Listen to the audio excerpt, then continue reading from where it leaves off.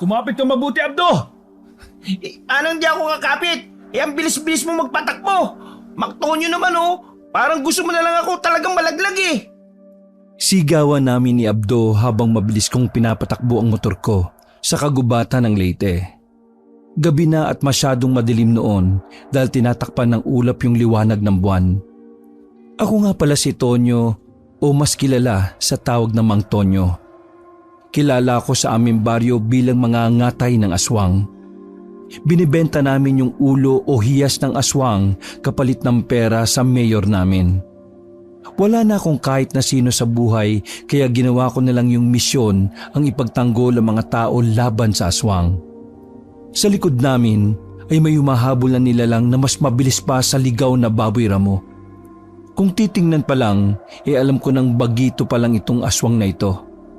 Kahit na pulang-pula ang mga mata niya at kasing talim ng bagong hasang itak ang mga ngipin niya, alam kong di ako dapat masyadong matakot dahil kumpara sa lahat ng nakalaban kong aswang, ito ang pinakamadaling matukoy kasi hindi pa niya kayang itago ang anyo niya sa dilim kaya alam kong madali lang siyang punteryahin. Pinarado ko ang motor ko at nagtago kami sa puno para matimingan ng aswang. Abdo, huwag ka maingay baka marinig tayo. Bakit ako? Ikaw nga to nagsasalita dyan eh. Shh! Ikaw nga to nagsasalita dyan eh. Tahimik na lang tayo. Si Abdo ang pinakamatalik kong kaibigan pero mas gusto niyang tawagin ko siyang sidekick ko dahil ang lakas daw maka-superhero duo. Hindi lang siya basta kasama sa laban, siya rin ang nagpapagaan ng loob ko. Sabi nga nila, mas nakakatakot ang aswang kapag mag-isa mo itong haharapin. Mang Tonyo, sa tingin ko narinig na tayo eh. Tingnan mo, lumalapit. Pabirong sabi ni Abdo. Kahit kailan talaga, kahit na delikadong sitwasyon, di nawawalan ng biro ang taong ito. Abdo, tumimik ka nga. Gamitin mo yung sibat mo, hindi ang bibig mo. Tigaw ko sa kanya habang hinahanda ko yung itak ko. Lumapit ang aswang sa amin at isang malakas na sigaw ang pinakawalan nito. Sapat para mag-echo sa buong kagubatan. Abdo, ngayon na! Gamit ni Abdo ang sibat niya at gamit ko naman yung itak ko. Sabay kaming tumakbo para sugurin yung aswang. Agad namang namatay ang aswang. Ni hindi man lang umabot ng 1 minuto yung laban namin sa kanya. Akala mo matatakot kami sa'yo, no? Trick lang namin yon. Trick or treats! Habang humihingal, tiningnan ko yung napatay naming aswang. Isa lang to, Abdo. Marami pang aswang na higit na mas malakas kaysa sa isang ito. Pero huwag ka mag-alala. Kahit anong mangyari, kasama mo ko. Dahil alam kong maasahan kong andyan ka din para sa akin. Nakatinginan kami ni Abdo. Alam naming di magiging madali tong tinahak naming landas. Alam naming simula pa lang to at sobrang dami pa naming pagdadaanan. Marami pang aswang ang haharapin. Handa na ako, Mang Tonyo. Sa susunod na laban natin sa aswang, sana ako naman ang bida. Umay nang maging sidekick eh. Ewan ko sa'yo, Abdo.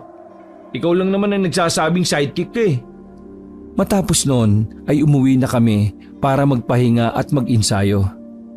Lumipas ang ilang linggo at napagdesisyon na namin na ipagpatuloy yung paglalakbay namin. Naisip namin sa dalampasigan dumaan para walang masyadong tao na madamay sa kaguluhan.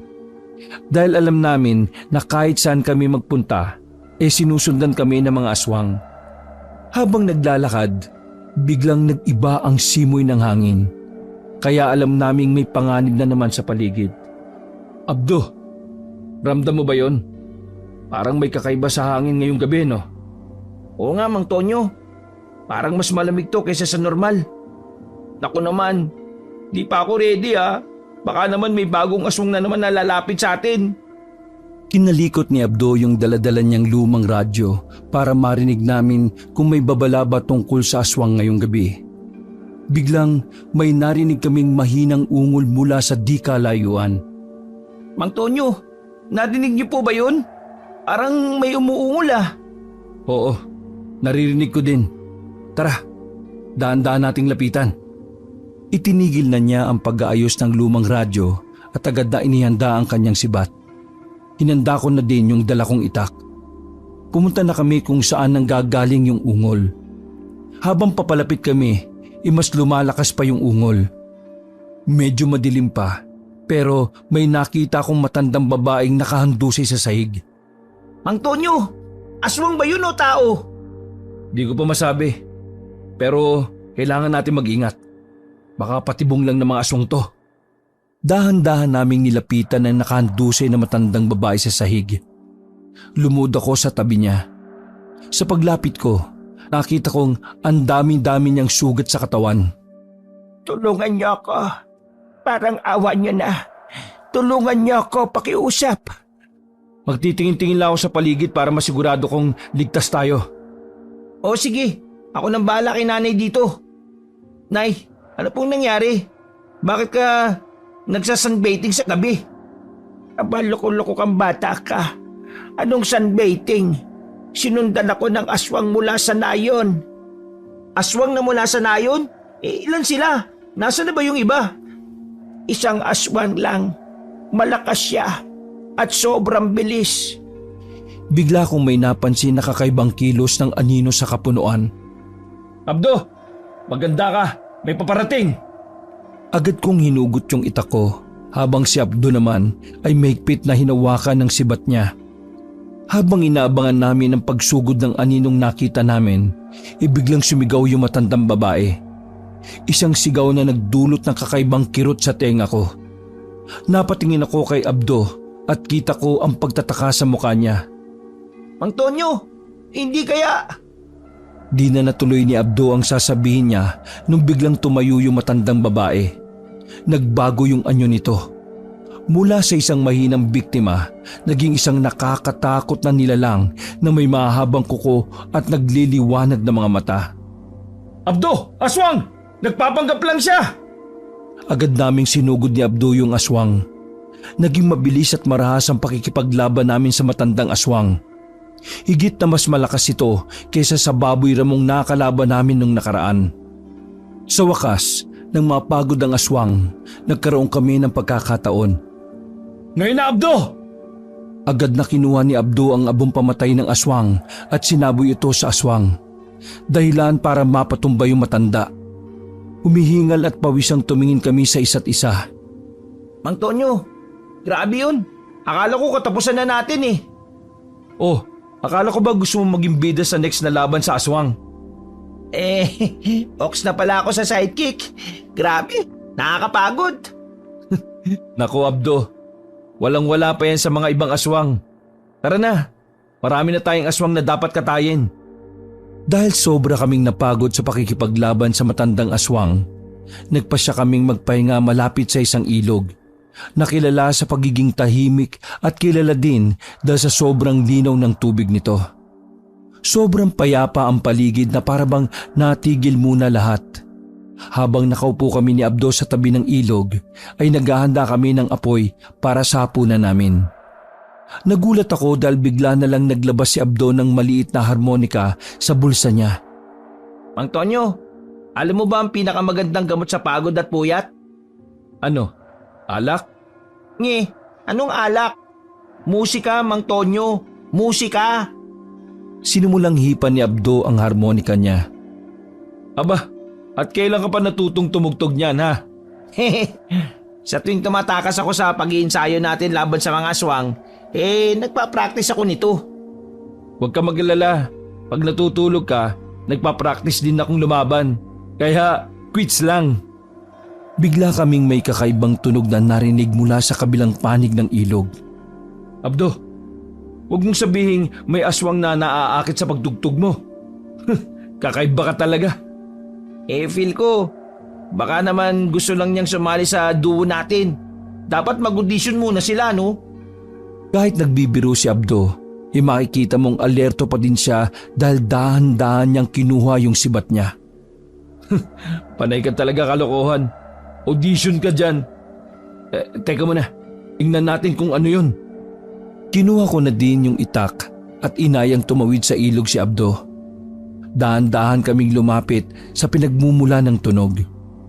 Kung kakanta yan, alam mo, wish ko lang sana maganda yung boses niya. Shh! Kamaingay. Ay, wow! Librarian yan? Shh! Abdo, ano ba? Yung inaakala naming aswang isa lang palang normal na malaking baboy ramo. Hindi aswang. Nagulat pa nga to sa amin kaya mabilis itong tumakbo palayo. Ay nako, baboy ramo lang pala. Akala ko kung ano ni. Sabi ko naman sa iyo mag-audition yan Baka gusto lang niyang mag-apply bilang bagong sidekick kapag napagod na ako. Nako, kung sidekick lang din, ikaw na ang pinakamaingay pero pinakamabisa. Di ko na kailangan ng dagdag na daldal, no? Bumalik na kami sa niluluto naming hapunan sa apoy na ginawa namin. Alam kong masaya yung mga araw na ganito lang kami pero alam kong di kami kikilos. Pero alam kong kung di kami kikilos laban sa aswang ay walang ibang gagawa nito. Abdo, bukas magiging seryoso na ako ulit ha. Pero ngayong gabi, okay lang na chill-chill muna tayo. Salamat sa musika at sa mga corning jokes mo. Tandaan mo, Mang Tonyo, di naman tayo dapat laging seryoso Kailangan nag-i-enjoy din tayo paminsan-minsan. Pagkatapos ng magaan na gabi sa tabi ng ilog, masigla kaming nagpatuloy ni Abdo sa aming paglalakbay. Pero habang mas lumalayo kami, naramdaman na naman namin ulit yung bigat ng responsibilidad namin. Ang creepy. Alam mo, pakiramdam ko, parang may mga mata sa paligid natin na nakatingin sa atin. Malamang meron yan. Siyempre, tinitingnan tayo ng mga hayop na nadadaanan natin. Sana kung mata lang ng hayop Ang masama nito, may mga mata pa ng kung ano-ano Habang naglalakad kami, may napansin akong kakaibang liwanag na dahan-dahang lumalapit sa amin. Abdo, nakikita mo ba yung liwanag na yan? Tinuro ko sa kanya kung ano yung tinutukoy ko. Ay, Mang Tonyo, baka may disco sa gitna ng gubat. Gusto mo bang sumayaw? Ito talaga panay kalokohan Huwag ka muna magbiro. Kailangan natin maganda kasi hindi natin alam kung ano na naman yan. Nang lapitan namin yung liwanag, nagulat kami kasi naging magandang babae itong may hawak ng parang sulo. Magandang gabi, mga ngatay. Ako si Linda, isang diwata ng gubat. Nandito ako para magbigay ng babala. Ha? Diwata? Sa totoo lang, sa tagal ko ng mga ngatay ngayon lang ako nakakita ng diwata. Di din ako naniniwala na totoo yung sinasabi ng babaeng ito na diwata daw siya. Sa tingin ko, isa siyang mandarangkal at nandito siya para akitin kami. Ano sa tingin mo? Sa tingin mo ba totoong diwata to o aswang na nagpapanggap ng magandang babae lang to para maakit tayo? Diwata pala Baka pwede mo akong bigyan ng mahiwagang sibat, Miss Diwata, para mas mabilis naman yung trabaho namin. Sa kasamaang palad, wala akong mahiwagang sibat na may bibigay sa inyo. Pero may babala ako para sa inyo. Isang malakas na aswang ang nagtatago sa gubat na ito at balak niyang atakihin ang inyong baryo. Kailangan niyong pigilan siya bago pa mahuli ang lahat. Ulat ako sa sinabi niya. Kasi kung aswang siya, bakit niya kami binibigyan ng ganitong klasing babala? Nakita ko naman na di din kumbinsido si Abdo na totoo yung sinasabi ng magandang babae na to. Totoo ba? Kung ganon baka pwede kang sumama sa amin, Miss Diwata. Mukhang magaling ka sa ganyang mga balita Baka makatulong ka pa. Ang mga diwata ay hindi maaaring makialam ng direkta sa mga labanan. Ngunit bibigyan ko kayo ng gabay kung papaano matunto ng aswang na ito. Binigyan niya nga kami ng mapa at saka umalis. Nakakapagtaka na umalis lang siya ng ganun-ganun lang. Ang luma naman ng mapa. Aanin natin tong mapa. Sana may GPS man lang tayo, no? GPS ka dyan, Abdo. Sa gubat, mapa lang sapat na. Tara na, gamitin natin tong mapa na to para matuntun yung aswang na sinasabi niya. Kailangan natin maging maingat. Mukhang malakas ang kalaban natin ngayon. Naniniwala ka sa kanya? Hindi ko alam. Pero wala namang masama kung maniniwala tayo, di ba? Duda pa din ako sa diwatang yun eh. Feeling ko, mandarangkal tapos nililito tayo. Diwata pa. Para naman tayong ginagawang bata eh. May punto si Abdo. Pero di ko alam kung bakit, pero pakiramdam ko, dapat ko siyang sundin. Habang naglalakad, reklamo pa din ng reklamo si Abdo dahil di niya maintindihan kung bakit sinunod namin yung sabi ng magandang babae kanina. Alam mo, feeling ko, nakrasyan mo lang yung babae kaya ka sumunod sa kanya. Di ko pinansin ang komento niya at pinagpatuloy ko lang yung pagsunod sa mapa. Basta Mang Tonyo, ang hiling ko lang, kung may susunod na diwata, sana naman may dalang stocks naman. Para naman mas masaya itong paglalakbay natin. Hay naku Abdo, ikaw talaga kahit kailan. Napapansin namin na sa pagsunod namin sa mapa, mas palalim kami ng palalim sa gubat. Ayon sa mapa, yung aswang na may balak atakihin yung baryo namin ay nagtatago malapit sa isang malaking puno ng balete. Lugar na kilala sa mga alamat bilang tirahan ng mga engkanto at iba pang nilalang. Puno ng balete? Tingnan mo ang comical naman ito. At nang inuto lang tayo ng babae. Tara na, Mang Tonyo.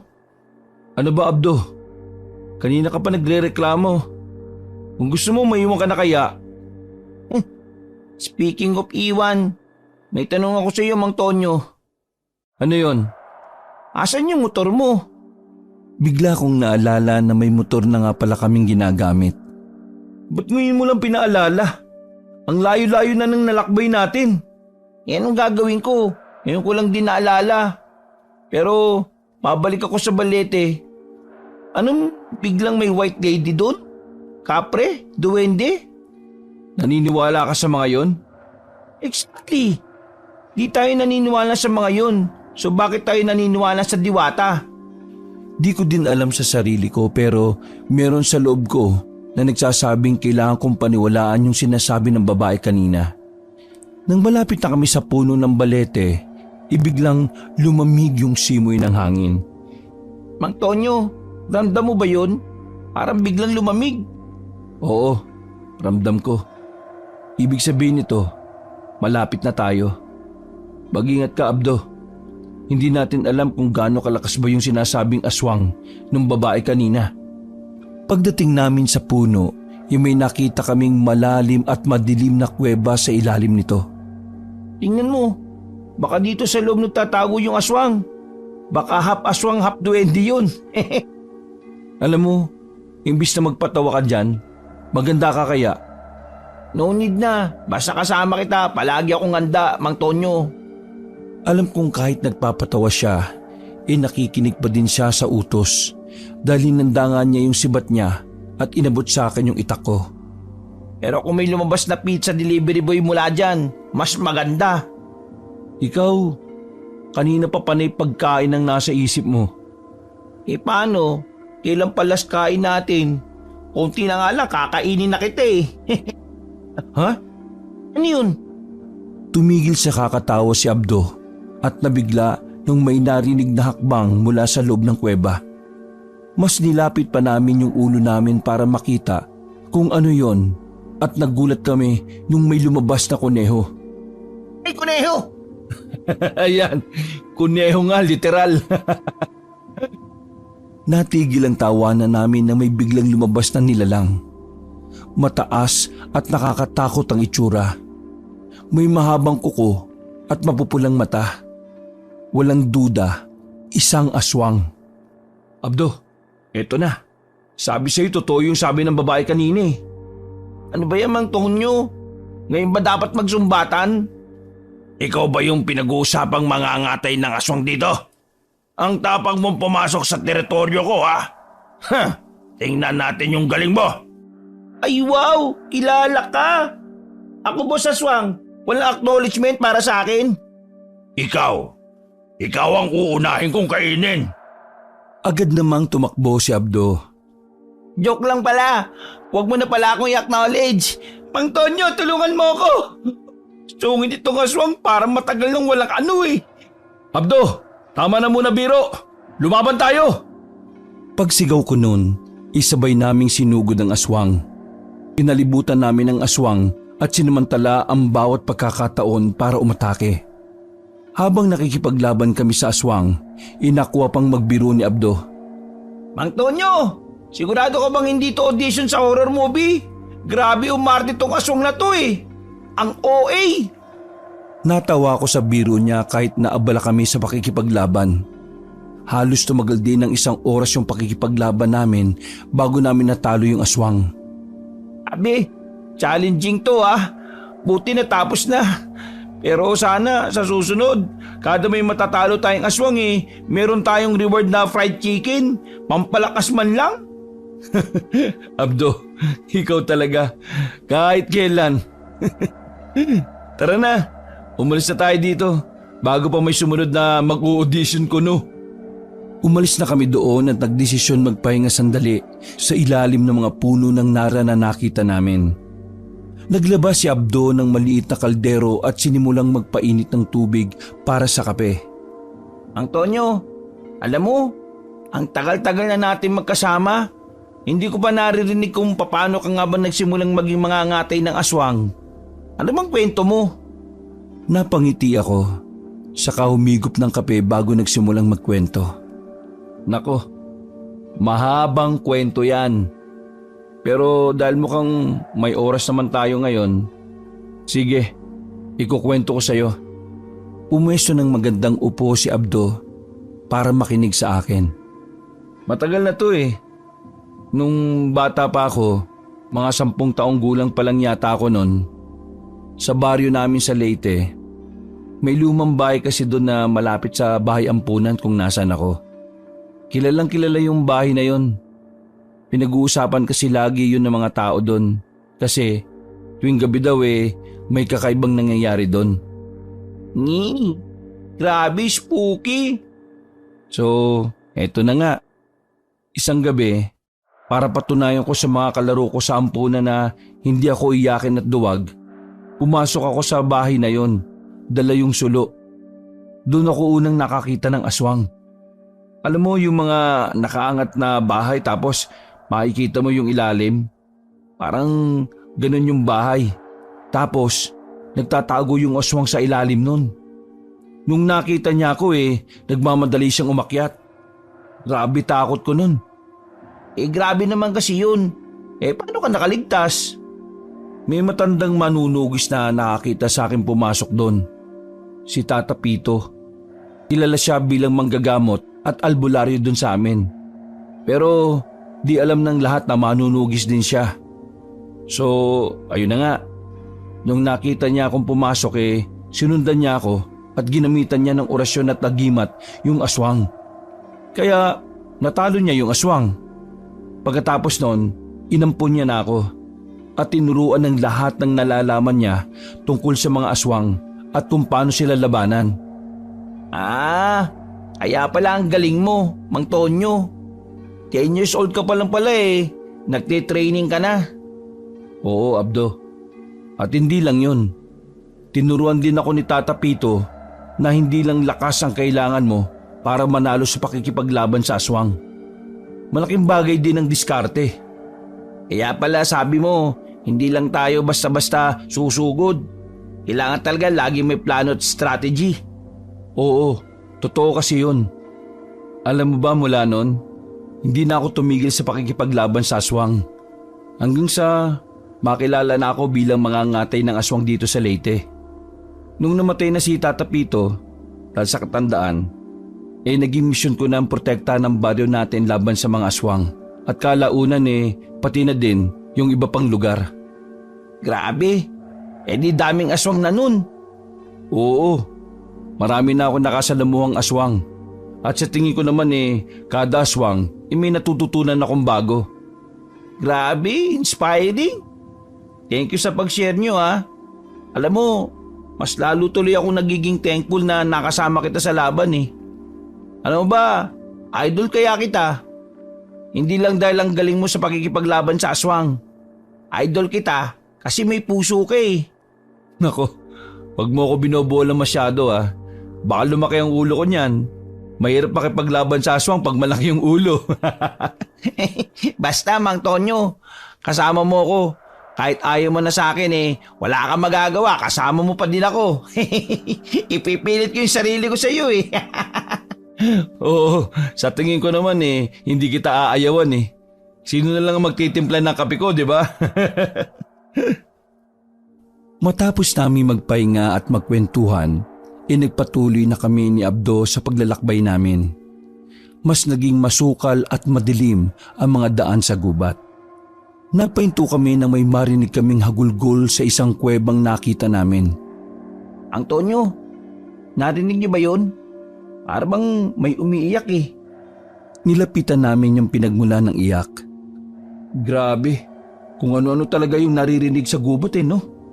Pero nakakatakot naman tong pag-iyak na to.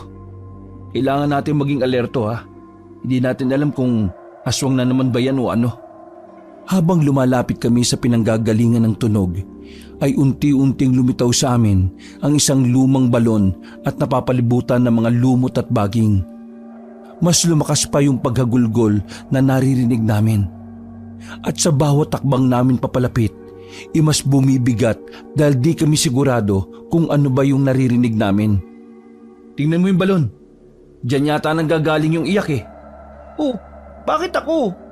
Ikaw na lang. Kasi sinabi ko. Hindi, andiyan ka naman O sige, bato-bato pick na lang tayo. O sige, bato-bato pick tayo. Bato-bato pick! Uy, ano yan? Bakit ka nagdadasal? Oh, prayers yan. Di ba walang tatalo sa prayers? Tingnan mo na yun, dali. Ano ba yan? Mamaya multo yan Anong ano ba yan? Pumapatay ka nga ng aswang tapos multo takot ka.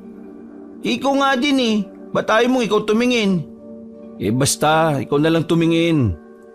Inalis namin yung mga dahon na nakaharang sa bukana ng balon pero di pa din namin tinitingnan yung loob nito. Ano? Ako pa din titingin? Ano? Bato-bato pick uli? O sige, bato-bato pick uli. Bato-bato pick! Oh, talo ka Paano ako natalo prayers na nga ako. Kala ko walang tatalo sa prayers. Nakadipa ako, di ba? Oh, si Jesus mismo ako, so mas powerful sa prayers. Hala, pwede ba yun? Pauso naman to si Mang Tonyo. Sige na, silipin mo na lang kasi. Gamit yung sulo na hawak namin, isinilip na ni Abdo kung ano man yung nasa loob ng balon. Hello! May tao ba dyan? Kung aswang ka, magpakilala ka! Nagbibiro si Abdo pero maririnig mo sa boses niya na natatakot at kinakabahan siya. Walang sumagot kay Abdo. Natakot kami dahil mas lumalakas pa yung iyak. Tulungan niyo po ako! Mang Tonyo, hindi ko alam kung anong gagawin. Parang tao naman yung iyak niya Pero sa gitna ng gubat, mahirap magtiwala either aswang yan or multo. At wala tayong training laban sa multo. Pero paano pag tao? Mukhang bata pa yan. Kailangan niya ng tulong natin. Hindi natin pwedeng pabayaan na lang siya dahil nag-assume tayong aswang siya o multo. Subukan nating alamin kung ano yung nangyari sa kanya.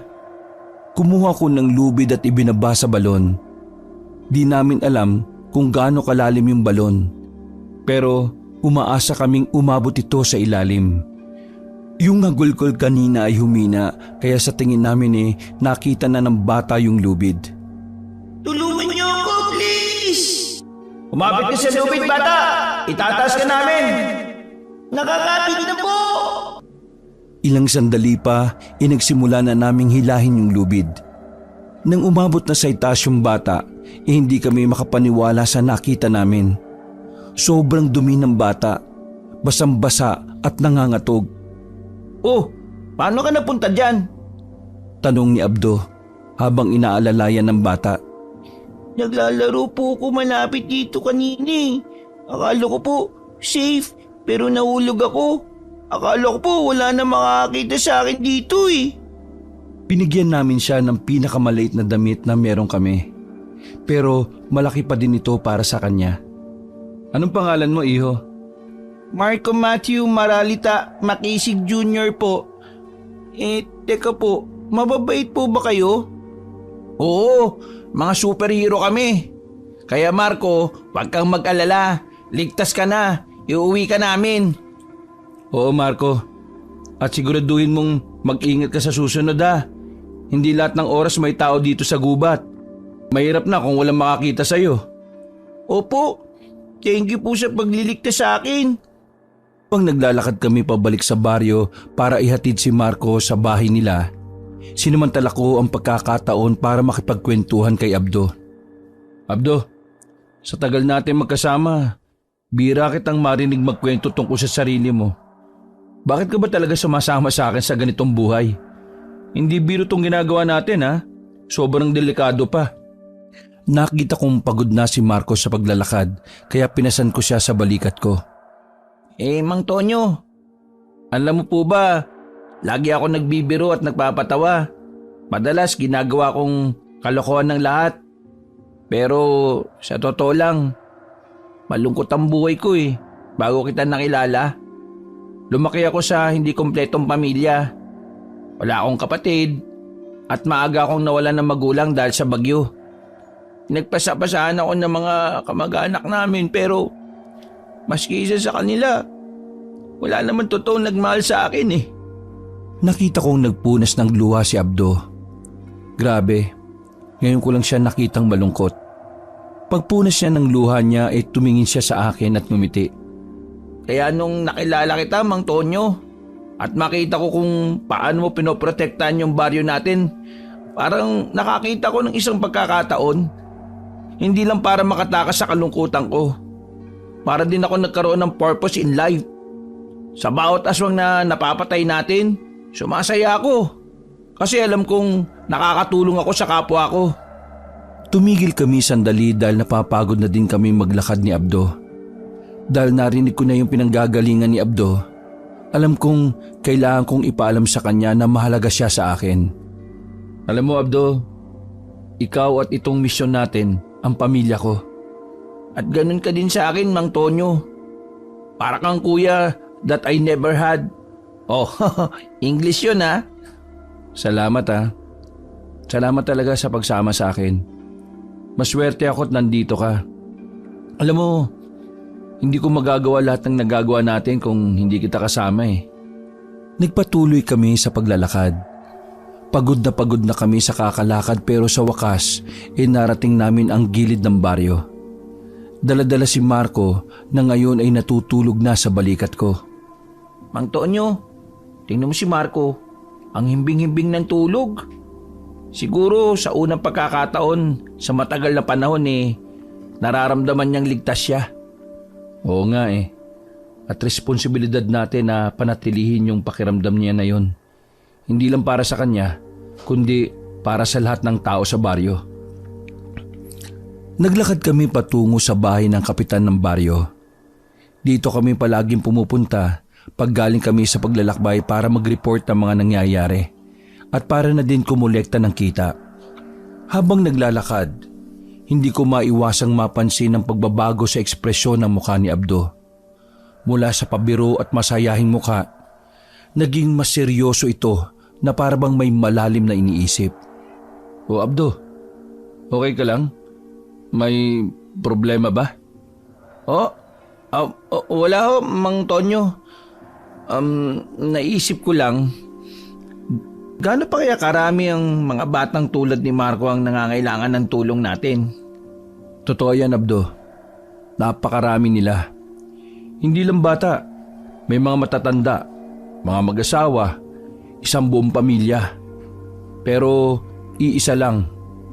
Tulad ng palagi kong sinasabi, bawat araw na lumalaban tayo, bawat aswang na napipigilan natin, isang hakbang yun papalapit sa mas ligtas na baryo. Pagdating namin sa bahay ng kapitan, sinalubong kami ni Kapitan Elmo. Tanya, Abno, sino yung kasama ninyo? Kapitan naman hindi po Abno. Abdo po, Abdo. Abdo. Pasensya na, Abdo nga pala. Si Marco po yan. Natagpuan namin siya sa isang lumang balon sa gubat. Malapit sa puno ng balete. Nahulog daw siya dun nung naglalaro siya. Nilapag ko si Marco sa sofa para mas makapagpahinga ng maayos. Mabuti na lang at nandun kayo. O sige, aalagaan namin siya dito. Kayo, sigurado akong pagod na kayo. Baka gusto nyong magpahinga muna kayo dito. Mang Tonyo, baka may iba pa tayong matutulungan sa gubat. Gusto mo bang magpahinga dito o tuloy na ba natin ang paglalakbay natin? Tama ka. Habang gabi pa, mas magandang ngayon na maghanap tayo ng aswang. Bukas na lang tayo magpahinga pag maaraw na. O ano, handa ka na ba sa isa pang round? Boy Scout ata to, laging handa. Para sa baryo, para kay Marco, at para sa lahat ng mga nangangailangan ng tulong. Ang dami mo talagang alam, Abdo. Nagpaalam kami kay Kapitan pero pinigilan kami nito. Pwede bang makiusap muna sa inyo na wag muna kayong umalis? Ha? Bakit po? Ilang araw na daw na hindi umuwi yung magulang ni Marco sa bahay nila At ayaw kong mag-alala yung bata. Kung nandito kayo, pwede kong sabihin na babantayan niyo muna siya at hahanapin ko naman yung mga magulang niya. Napagpasyahan namin na hindi rin naman masama na magpahinga ng mga ilang araw. Para din mas may lakas kami para sa susunod na aswang na makakaharap namin. Sa mga sumunod na araw, dahan-dahang naging komportable si Marco. Makikitang masiyahin at makulit din siya tulad ni Abdo. Isang umaga, habang nag-aalmusal kami sa bahay kubo kung saan kami pansamantalang tumutuloy, biglang nagbiro si Marco habang pinagmamasdan ang pagsasanay ni Abdo sa paghawak ng sibat. Kuya Abdo, sigurado ka bang ganyan ang paghawak sa sibat?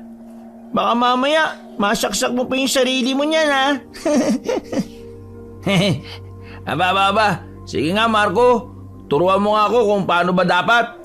Para next time mas mabilis natin matatalo yung mga pangit na aswang na yon. Masaya naman pumunta si Marco para makisali kay Abdo. Sige po, pairam ako. Pop. Dito ka lang sa kahoy na walang talim. Okay lang po. Ganito po kasi dapat Ha! Ya! Nax, parang Ninja Turtles Habang tumatagal, ay mas napapapalapit na si Marco sa aming dalawa ni Abdo. Para na din siyang naging bahagi ng pamilya namin. Lagi namin siyang nakakasama. Mula sa pagtulong sa mga gawain sa bahay hanggang sa pagsama sa amin sa mga maliliit na misyon sa paligid ng baryo. Unti-unti niyang natutunan ang kahalagahan ng aming trabaho. Isang hapon, habang nakaupo kami sa ilalim ng malaking puno sa gitna ng baryo, kinausap ko si Marco tungkol sa mga pangarap niya. Marco, ano bang gusto mo maging paglaki mo? Gusto mo bang maging mangangatay din ng aswang tulad namin ni Abdo? Antonio, gusto ko rin po sana maging katulad nyo Gusto ko pong protektahan ng baryo natin. Pero gusto ko rin pong maging doktor para matulungan ko pa yung mga mas maraming tao. Pwede ding parehas, di ba? Doktor na mga ngatay ng aswang. Pero kahit ano pa man ang gusto mong gawin, ang mahalaga lagi mong sinusunod yung laman ng puso mo at di yung mga sinasabi ng ibang tao para sa'yo. Ha?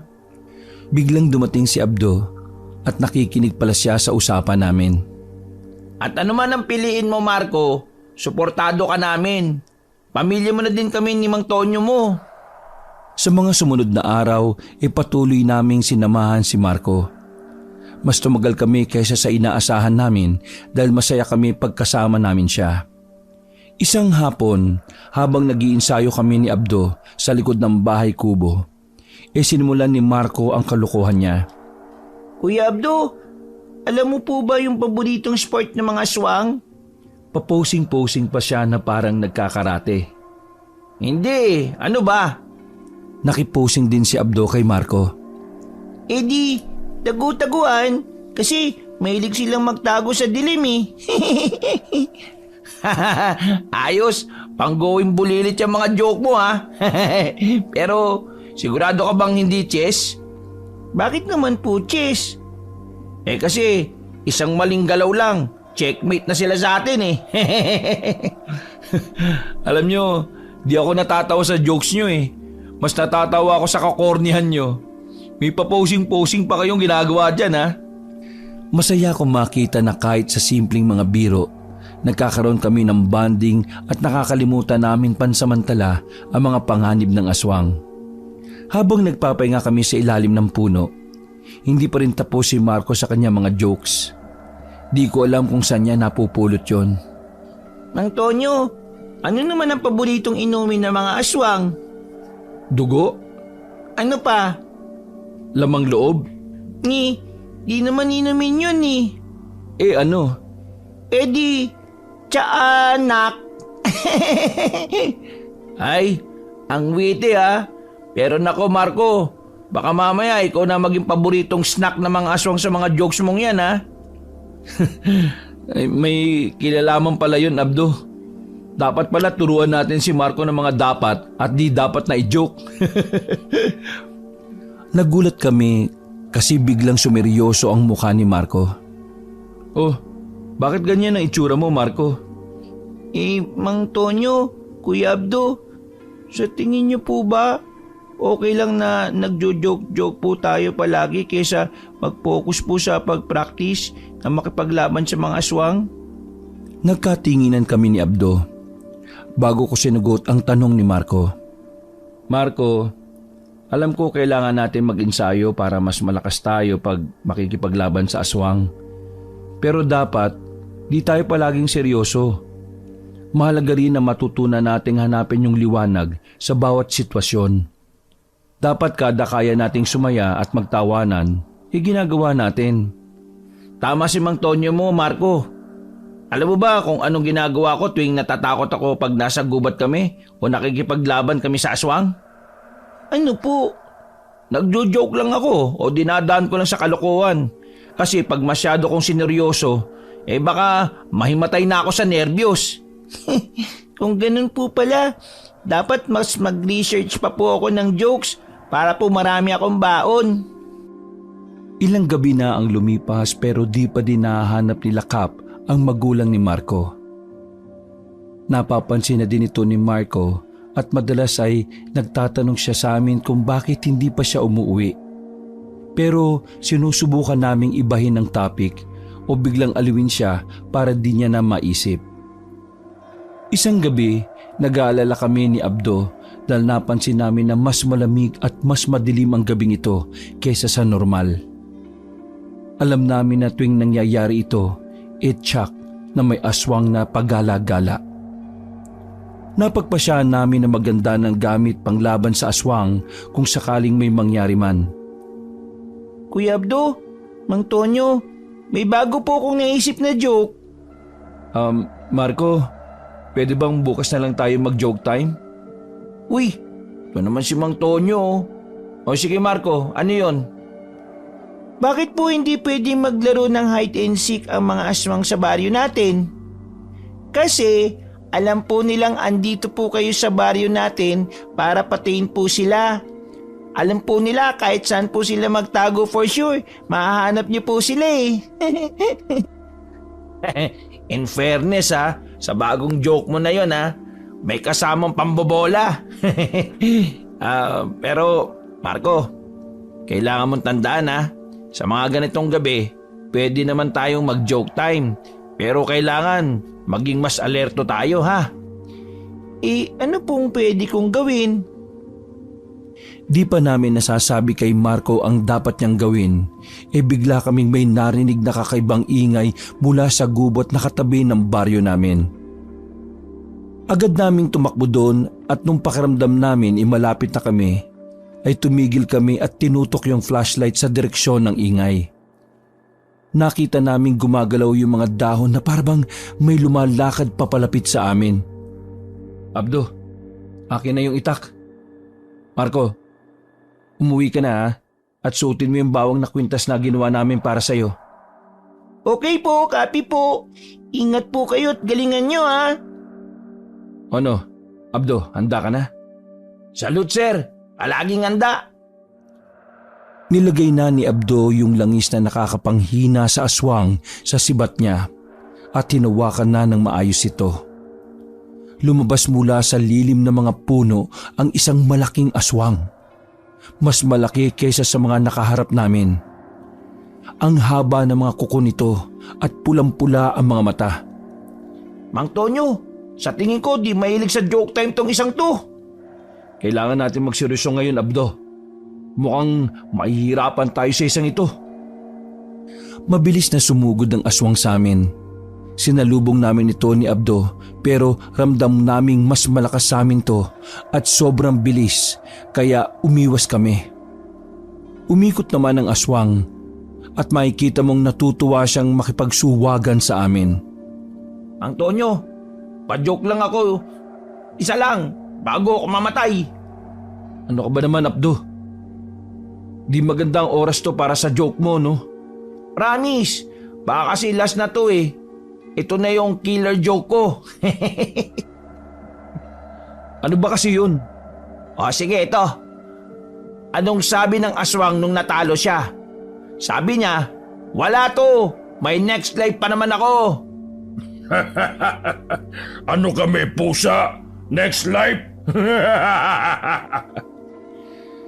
Nagulat ako nang matawa yung aswang sa joke ni Abdo. Pero ginawa ko din itong tsansa para ma-atake siya dahil di siya nakafocus sa amin. Aray! Nakita ni Abdo na may chance pa kami kaya lumapit siya at tinulungan akong patayin tong aswang. O Abdo, kala ko ba may next life pa yung aswang? Pasalamat ka, Mang Tonyo. Have yung joke ko sa aswang. Kung hindi, magagamit natin ang one and only life natin.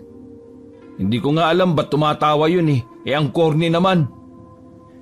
Tumawa kami ni Abdo at umuwi na din kagad para tingnan kung okay lang ba si Marco. Kinabukasan, nagpasya kami na magkaroon ng mas seryosong pagpaplano at pagsasanay. Lalo na at nakakasama-sama namin si Marco.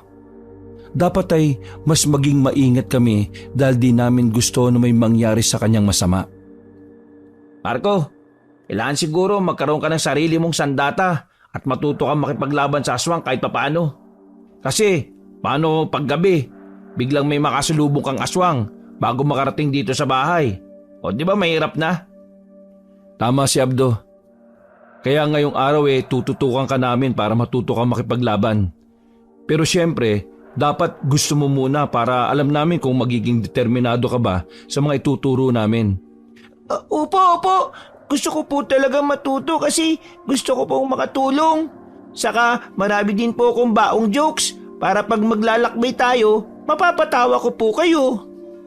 Opo. Tuturuan ka namin as self-defense. Di ka namin isasama sa mga paglalakbay at aswang hunting namin. Siguro, pag mas lumaki ka na ng konti o pag mas magaling ka na. Ay, akala ko po naman po.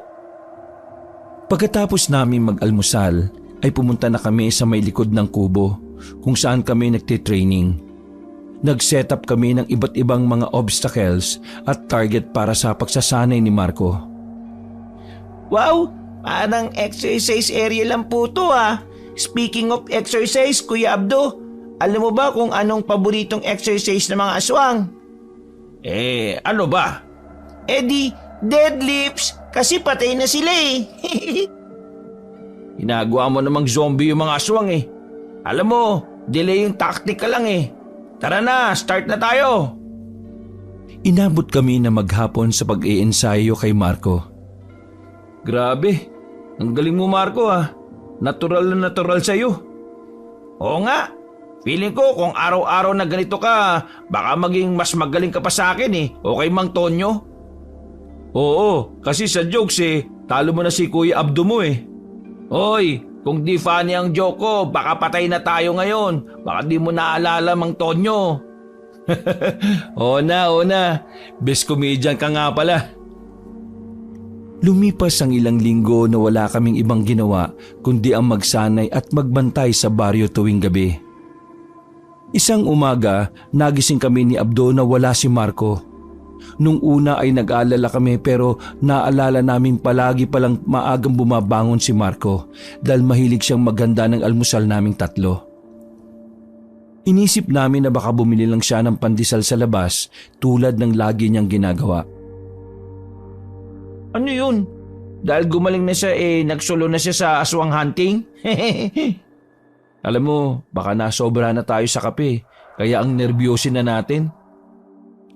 Ilang oras na ang lumipas pero wala pa din si Marco. Napagpasyahan naming maglibot-libot para hanapin siya. O ano, Abdo? Nakita mo ba si Marco? Hindi, Mang Tonyo Saan naman kaya pumunta yun? Imposibleng maglayas kasi kagabi bago matulog nagkwentuhan pa kami sa kung anong gagawin namin sa training ngayon Agad kaming nagpasyang ipaalam na kay Kapitan Elmo ang pagkawala ni Marco. Habang naghahanda kami para maghanap kasama yung mga nag-volunteer tumulong, lumapit si Kapitan na may bitbit na isang maliit na papel. Tonyo, nakita daw nila yan sa halamanan sa tapat ng kubo nyo. Binuksan ko yung papel at nakita kong sulat ito. At alam na alam kong galing kay Marco ito dahil ganito siya magsulat. Mang Tonyo, Kuya Abdo, pasensya na po kung bigla lang po akong umalis. Magpapaalam po sana ako kaso ang sir po ng tulog nyo Palakasan pa po kayong umilik. Umalis po ako kasi may narinig po kung may mga tao sa kabilang baryo na nangangailangan ng tulong kasi may mga aswang daw po na nanggugulo. Naisip ko po na baka kaya ko na pong tumulong sa kanila. Huwag po kayong mag-alala. Gagamitin ko po ang lahat ng natutunan ko sa inyo. Babalik din po ako. Pangako, Marco. Nako, hindi pa siya handang makipaglaban sa aswang mag-isa, Mang Tonyo. Hindi natin alam kung handa na ba siya o hindi. Naalala mo ba nung ginawa mo din to sa akin dati? Di ba, nakayanan mo naman? Ngayon, kailangan lang natin hanapin si Marco at tsak na ligtas siya. Pero ang daming kabilang baryo Ano natin siya mahahanap kagad? Nagpatulong kami kay Kapitan para bumuo ng ilang grupo para pumunta sa mga kalapit baryo para matukoy kung saan baryo ba pumunta si Marco. Habang naglalakad, hindi matigil si Abdo sa kaka-overthink kung ano na ba ang nangyari. Sana maayos lang siya, Mang Tonyo. Dapat ata di muna natin siya tinuruan makipaglaban sa aswang Abdo, malakas si Marco at marami siyang natutunan sa atin. Kailangan nating maniwala sa kakayahan ni Marco. Siguro pwede din tayong magdasal na makita natin siya ng ligtas. Pinapalakas ko ang loob ni Abdo pero kinakabahan din ako sa mga pwedeng mangyari sa unang pakikipaglaban ni Marco sa aswang. Habang naggagabi ay mas tumitindi yung pag-aalala namin. Pero hindi kami sumusuko. Patuloy kaming naghahanap at tumaasa kaming makita namin si Marco bago pa man may mangyari sa kanyang masama. Parang sobrang tagal ng bawat oras na di pa namin nahahanap si Marco. Iniisip ko na lang talaga na sana sapat na yung mga naituro namin sa kanya para manalo siya laban sa aswang. Abdo, di ba may mga kalaro si Marco sa gubat? Oo, kalaro niya yung mga taga-kabilang baryo. Doon sa lagpas sa gubat. Baka doon siya pumunta. Baka yung mga kalaro niya yung nagkwento sa kanya na may aswang sa baryo nila. Kaso, malayo yun. Baka bukas pa tayo makarating doon kung babaybayin natin tong gubat. Alam po namin kung paano mabilis na makapunta doon. May mabilis po na ruta na alam ako. Sigurado ka ba dyan? Opo, nung bata pa po ako doon ako nadaan para mabilis makipagkita sa mga kalaro ko sa baryong yon. Ganun ba? O sige, paturo naman sa amin please. Kailangan na namin makarating doon kagad Habang naglalakad kami sa gubat, may napansin na yapak yung lalaking nagtuturo sa amin. Ito, maliliit na yapak. Posibleng galing sa bata. Ito naman parang malaking paa ng hayop. Di normal yung laki nito Baka posibleng sa aswang tong isa. Nagkatinginan kami ni Abdo. Pareho naming naisip yung posibilidad na nagkita na si Marco at yung aswang. Kailangan natin bilisan. Nasa panganib si Marco. Oo nga, malaking tsansa na nakita na si Marco at yung aswang. Patuloy kaming naglakad palalim sa kagubatan. Kasabay nito ay lumalalim na din ang gabi. Mas tumatagal, mas kinakabahan kami ni Abdo kung ano ba talaga ang nangyari kay Marco. Napatigil kami nung may marinig kaming ungol sa hindi kalayuan. Nanahimik kami para malaman kung saang direksyon ba nanggagaling ang ungol. At agad na pumunta sa direksyon na yon. Marco! Marco! Nandiyan ka ba? Si Kuya Abdo to! At Mang Tonyo mo! Tara na, uwi na tayo! Gabi na! Walang sumagot at nagulat kami dahil nawala bigla yung ungol na naririnig namin kanina. Daan-daan kaming umusad patungo sa pinanggalingan ng ungol. Pero wala kaming nakita kundi sanga at dahon lang na nagkalat. Tara, tumuloy na lang tayo sa kabilang baryo. Di tayo pwede magpalito sa mga naririnig natin dito sa gubat. Oo nga, di natin alam baka ginugulo lang tayo ng mga ibang aswang para di tayo makapag-focus sa paghahanap. Wala tayong oras para sa ibang aswang ngayon. Kailangan muna nating mahanap si Marco. Ikaw, di mo ba kami nililigaw? Sabi mo kanina mas mabilis na ruta pero ba't ang tagal-tagal natin naglalakad? Saglit lang po talaga. Kaso, tawid ilog yun Kadalasan mababa yung ilog pero kanina malalim kaya kailangan nating umikot. Nagulat kami na may isang maliit na grupo ng mga lokal na mga ngaso ang lumapit sa amin para sabihin na may nakita silang batang lalaki. Ha? Saan nyo nakita? Nakita namin nag-iisa siya sa isang lumang kubo sa kagubatan, malapit sa hangganan ng susunod na baryo. Sigurado ba kayong si Marco yon? Hindi kami sure sa pangalan kasi di naman namin nakausap Pero batang lalaki nga yun at mukhang nagtatago siya ron. Tinuro nila sa amin yung direksyon ng sinasabi nilang lumang kubo. Agad naman kaming tumakbo ni Abdo papunta doon. Kitang-kita na sobrang seryoso ni Abdo sa paghahanap.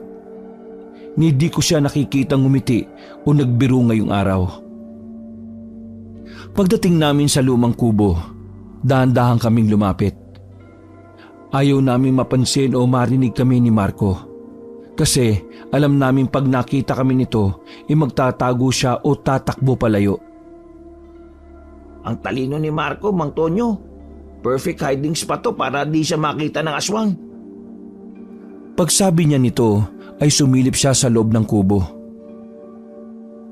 Marco! Nandito na kami ni Mang Tonyo mo. Huwag ka na matakot, ligtas ka na. Ngunit walang sumagot.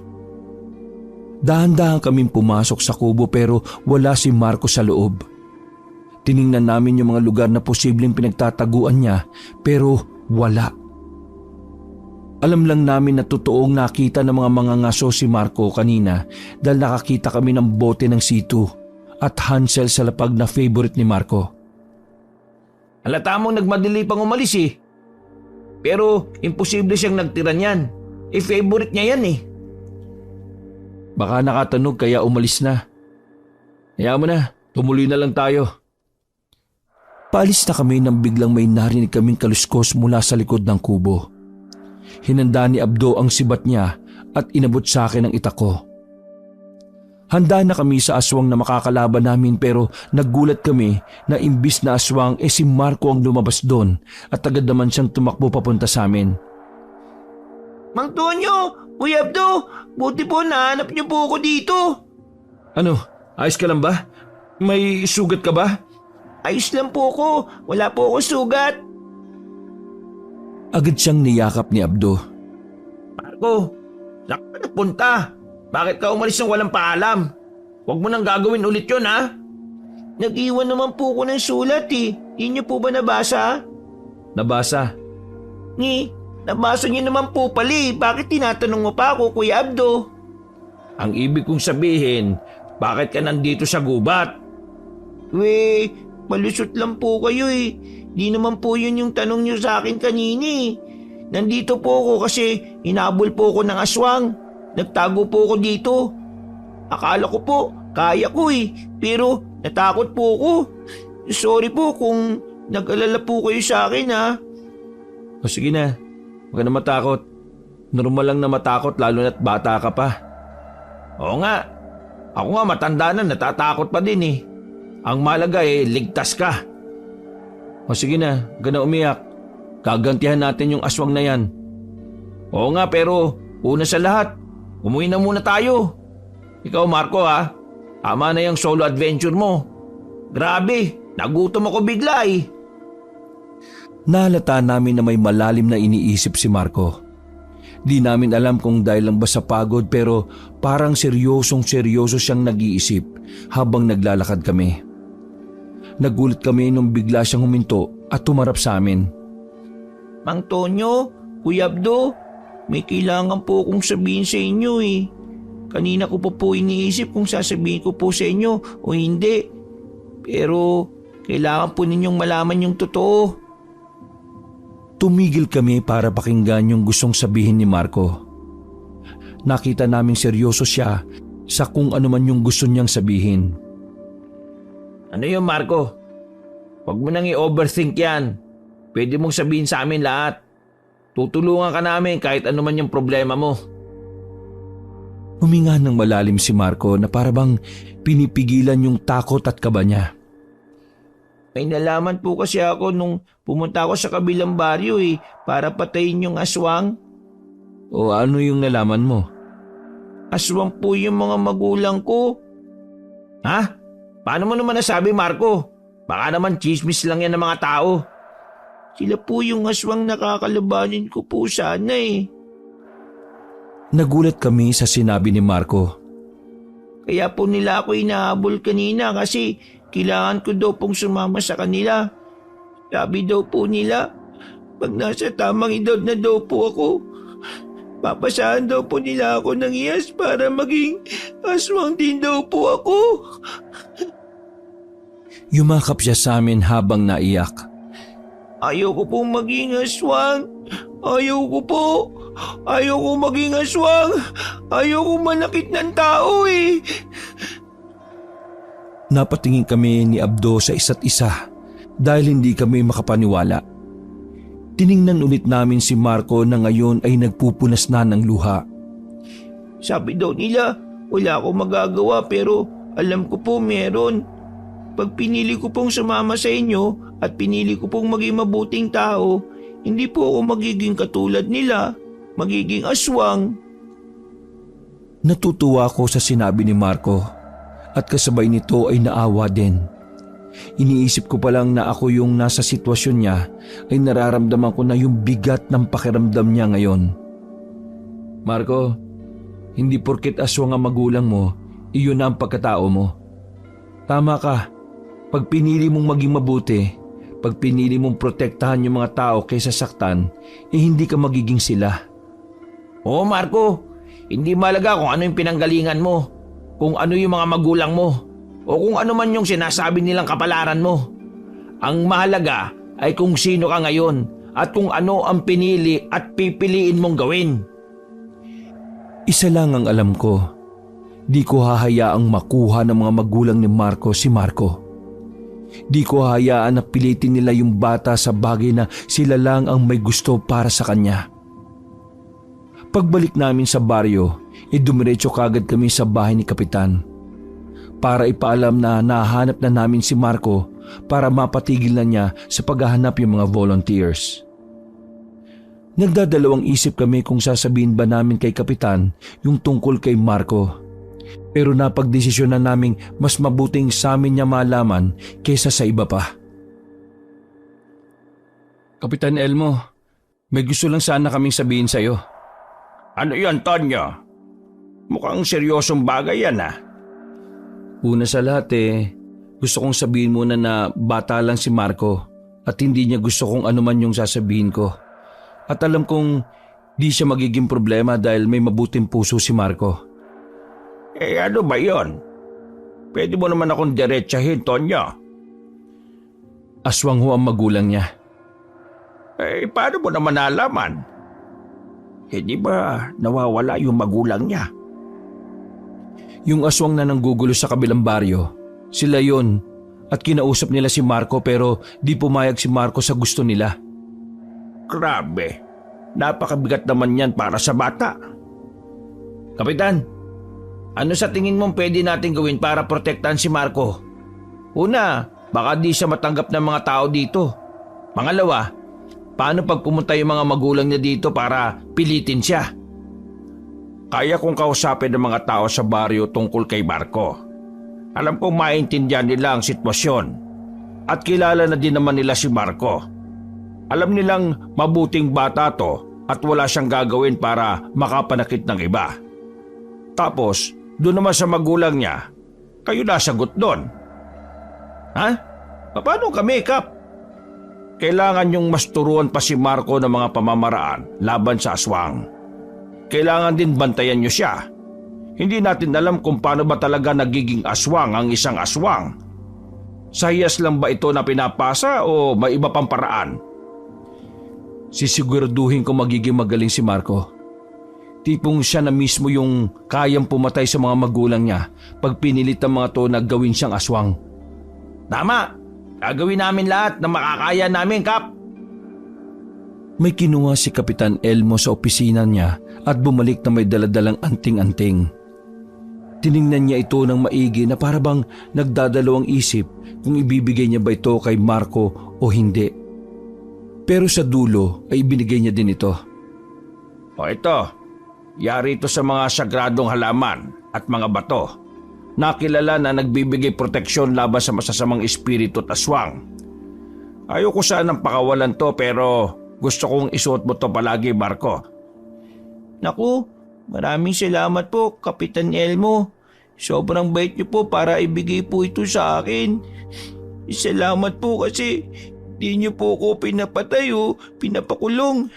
Salamat po kasi tutulungan niyo po akong lahat. Sa mga sumunod na araw ay sinimulan na namin ang masinsinang pagsasanay ni Marco. Pagsasanay ito sa katawan, pag-iisip at espiritual. Bukod sa mga pagsasanay mo na to, kailangan matibay din ang loob mo, Marco, ha? Tama, kailangan di kanila mauto o makumbinsi na maging aswang. Sa bawat training namin ay nakikita namin ang determinasyon at pagsisikap ni Marco na maging mas malakas at mas matalino. Hindi lamang siya natuto kung paano lumaban, natuto din siyang kontrolin ang nararamdaman niya pag natatakot o kinakabahan siya. Isang gabi, matapos ang isang matinding pagsasanay, naisip namin gumawa ng apoy at umupo sa tabi nito para magkwentuhan. Mang Tonyo, Kuya Abdo, salamat po sa pagtitrain sa akin ha. Salamat po kasi hindi po kayo nasuko sa akin eh. Wala yun. Small things. Pamilya tayo, Marco eh. At lagi mong tatandaan to ha. Ang pamilya di nag-iiwanan. Grabe ang saya ko ngayon. Dati mag-isa lang ako tapos grabe na yung pasasalamat ko nung dumating si Abdo. Kahit Abnoy minsan, tapos ngayon tatlo na tayo. Kaya nga ang saya ko din eh.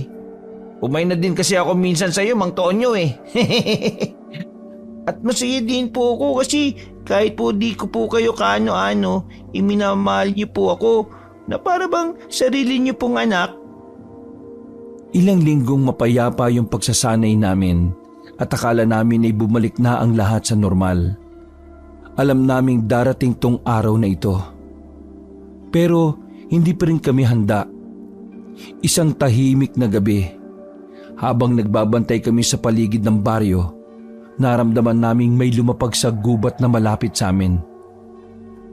Ano yun? Naramdaman niyo po ba yun?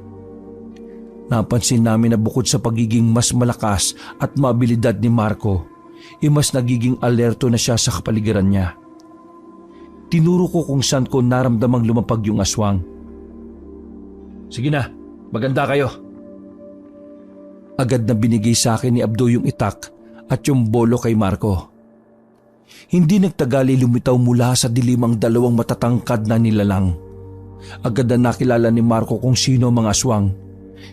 Sila ang mama at papa ko. Agad kaming humarang ni Abdo sa harapan ni Marco para takpan si Marco. Marco, anak, umuwi ka na sa amin. Oras na para tanggapin mo yung kabalaran mo. Hindi ako babalik sa inyo. Nakapag-decide na ako kung anong gusto kong maging at wala kayong magagawa doon. Napakawalang utang na loob mo, anak. Pinalaki ka namin, pinakain, pinag-aral. Tapos ito lang ang igaganti mo sa amin. Ano, dahil ba ito sa kanila? Kung di ka sasama sa amin, papatayin na lang namin sila. Hindi niyo po ako matatakot. At di niyo po kami natatakot. Di niyo po ako madadaan sa ganyan-ganyan nyo, no? Mas pinapatunayan niyo lang po na tama ang naging desisyon ko eh. Kung hindi ka susunod ng maayos, edi pupwersihin ka na lang namin. Hindi pwedeng tawang makinabang sa lakas mo. Hindi namin isusuko si Marco na walang laban. Kahit magkapatayan pa tayo dito, pamilya namin siya at di namin siya susukuan. Nagsimula ang isang matinding labanan. Sa kabila ng mga paghahanda namin ay hindi pa din naging madali ang pakikipaglaban namin. Malakas at mabilis ang mga aswang na to. Kung di dahil sa kagustuhan namin proteksyonan si Marco, malamang kanina pa kami natalo ng mga ito. Sa gitna ng labanan, malinaw na ipinapakita ni Marco yung mga natutunan niya. Sa huli, sa tulong ng anting-anting na bigay ni Cap at ang pagtutulungan naming tatlo, ay natalo namin ang magulang ni Marco. Hindi lang namin siya napatay dahil bago pa man namin siya mapatay, lumipad na sila. Kung mas pinili mo sila, Marco, bahala ka. Huwag kang tatakbo sa amin pag pinagtabuyan ka na nila dahil sa pagiging aswang mo. Biglang napayak si Marco nang umalis na yung mga magulang niya. Parang ngayon niya palang naramdaman yung takot at ngayon lang pumasok sa kanya na mismong magulang niya ang kalaban niya. Niyakap siya ni Abdo na parang bang nababasa ang nasa isip niya. Tandaan mo, Marco, di lang sa dugo nasusukat ang pagiging pamilya.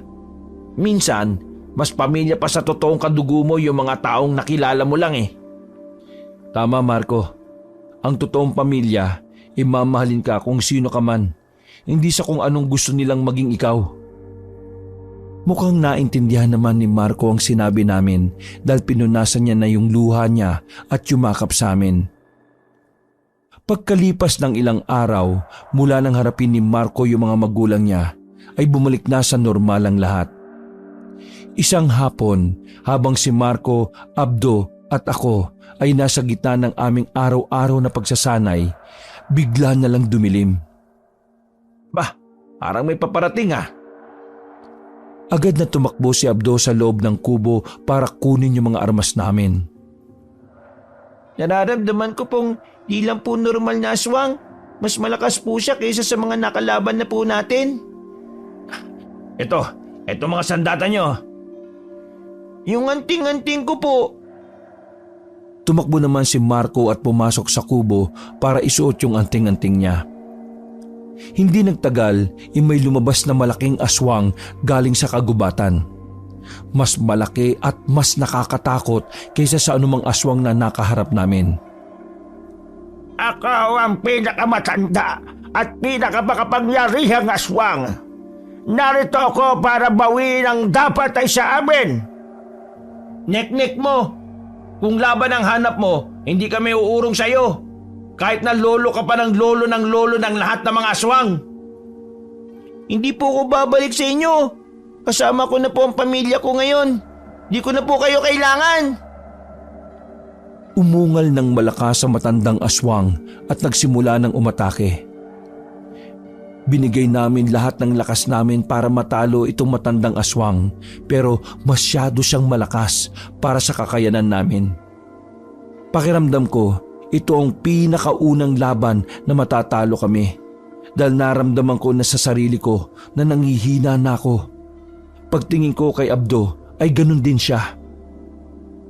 Ngayon si Marco na lang ang mag-isang nakikipaglaban at makikita mong nahihirapan din siya. Nagulat kami nang hubarin ni Marco yung anting-anting na bigay sa kanya at sinuot ito kay Abdo na ngayon ay mas nangihina na kesa sa akin. Ipag-pray niyo po ako na mas manig yung kabutihan sa akin kaysa sa pagiging aswang ko. Nagulat kami nang ilabas niya ang hiyas na ibinigay sa kanya ng magulang niya. Marco, wag! Di natin alam kung ano mangyayari pag nilunok mo yan. Mas gugustuhin ko pang mamatay kaysa maging isa ka sa kanila. Pero hindi ko po kayang pakita kayong mamatay ng dahil sa akin eh. Hindi ko po kakalimutan yung pagmamahal niyo sa akin. Nilunok ni Marco yung hiyas na kaninang hawak niya at nagpalitan niyo siya bilang aswang. Sabi na babalik ka din sa amin. Tara na, umuwi ka na sa totoo mong pamilya. Nagulat yung matandang aswang nang bigla siyang atakihin ni Marco. Pagkalipas ng ilang minuto ay napabagsak ni Marco ang matandang aswang. Pagbagsak ng aswang sa lupa ay bigla itong naging usok at abo sa hangin. Akala namin ay pagtapos mapatay ni Marco ay babalik na siya sa dati niyang anyo. Pero nagulat kami na parang hindi na si Marco ang aswang na ito. Nilapitan niya si Abdo na ngayon ay sugatan at tinangkang kainin. Pero napigilan siya ng anting-anting na suot nito. May nakita siyang tao na nanonood sa kalayuan kaya tumakbo siya papunta doon na parang gutom na gutom sa dugo at laman ng tao. Marco! Anak! Biglang napahinto ang aswang at tumingin sa akin saglit. Nakita ko na andun pa din si Marco sa loob ng nilalang na yon na pinalilibutan lang siya ng kasamaan ng hiyas. Ginamit ko lahat ng natitira kong lakas para tumakbo at yakapin yung aswang. Marco, anak, hindi mo gusto manakit ng tao, di ba? Di ba magiging doktor ka? Pakinggan mo yung puso mo, anak. Tandaan mo lahat ng tinuro namin sa iyo ni Kuya Abdo mo. Sumigaw ng malakas ang aswang. Pero unti-unti ding nagbago yung anyo nito at bumalik na bilang batang Marco na sa ngayon ay walang malay. Marco! Anak! Anak ko! Niyakap ko siya at naiyak. Akala ko naging isa na siya sa kanila dahil sa kagustong iligtas kami ni Abdo. Ilang taon nang lumipas at naisip namin ni Abdo na mag-retire na sa pakikipaglaban sa aswang. Nung una naisip naming ipasa na lang kay Marco ang responsibilidad pero naalala ko kung gaano naging mahirap sa akin nung mag-isa lang ako. Napag-usapan naming bubuo kami ng grupo ng mga taong gustong lumaban laban sa aswang at ititrain namin sila kung paano ba maging mahusay na mga ngatay ng aswang. Pagdating namin sa unang baryo kung saan naisip naming maghanap ng mga matuturuan, sinalubong kami ng mga taga doon. Nung sinabi namin kung bakit kami nandun, ay naging hati ang tao. Ang iba sa kanila ay nag-alinlangan at yung iba naman ay bukas sa ideya na magkakaroon sila ng tagapagtanggol sa lugar nila laban sa aswang. Kinausap namin si Kapitan Elmo, ang kapitan nila, at hinayaan niya kami magkwento sa mga tao doon. Pero sabi niya, nakadepende pa din sa kanila kung sasama ba sa amin o hindi. Nagsimula kami magkwento sa mga pinagdaanan namin. Si Marco, bilang siya ang pinaka-charming sa aming tatlo, ang nag-umpisa ng kwento.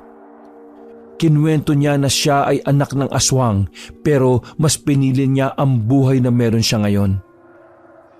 Alam niyo ba dati, akala ko destiny ko nang maging aswang.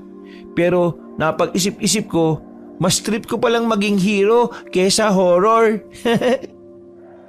Totoo yun. Sa totoo lang, nasa kanya pa yung hiyas niya eh. Gusto niyo ba ng sample?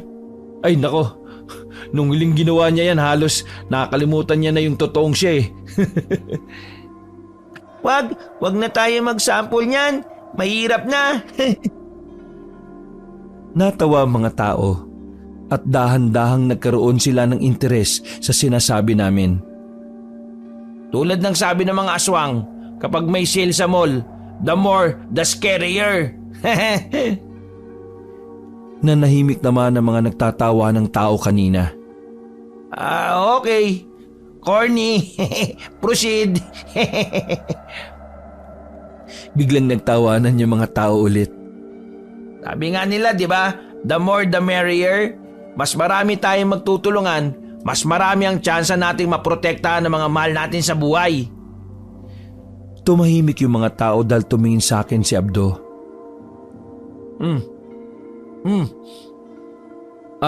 Ako na ba? Nagtawanan na naman yung mga tao pagkasabi ko nun. Hindi lang ito basta usapin ng depensa laban sa mga aswang. Tungkulin din to sa pagbuo ng isang komunidad na sama-samang humaharap sa hirap ng buhay. Ika nga nila, no man is an island. Basta, pagtapos nito, mag-sign up kayo tapos yung 20 nyo gagawin kong 5,000. Ay, networking pala to. Sabi sa iyo, networking. Uso kasi yun eh. Hindi po, joke lang po. Pagtapos po nito, pwede pong lumapit sa amin yung mga interesado matuto. Pagkatapos ng pagpupulong, may mangilan-ngilang tao na lumapit sa amin at nagsabing gusto nilang sumama sa samahang binuo namin. Gusto ko pong sumali sa inyo. Di ko din po kasi alam kung anong gagawin ko sa buhay eh. Ako din po. Nung makita ko po kung gaano kayo kasayang tatlo at kung gaano nyo kamalang isa't isa, naisip ko po na gusto ko din po ng ganyan. Ako, gusto ko sanang sumali sa inyo pero baka imbis na makatulong ako maging pabigat lang ako sa inyo. Ipagdarasal ko na lang na mas dumami pa kayo. Pwede bang ipasok ko yung apo ko dyan? Ang lakas kasing kumain Nauubos na yung budget ko. Ganito din ang ginawa namin sa mga ilan pang baryong napuntahan namin. At nakabuo kami ng samahan ng mga mangangatay ng aswang. Napag-usapan naming isikreto ito dahil may mga ilan sa gobyerno ang ginagamit ang samahan namin para sa sarili nilang intensyon. Sa ngayon ay masaya kami nila Marco at Abdo. Masyado na akong matanda para tumulong sa pagsasanay ng mga bagong miyembro ng grupo namin pero nakita kong kayang-kaya naman na ni Abdo at ni Marco yun. Masayang masaya lang ako na dating ginagawa ko lang ng dahil sa pera ay nagkaroon na ng mas malalim na kahulugan. Wakas,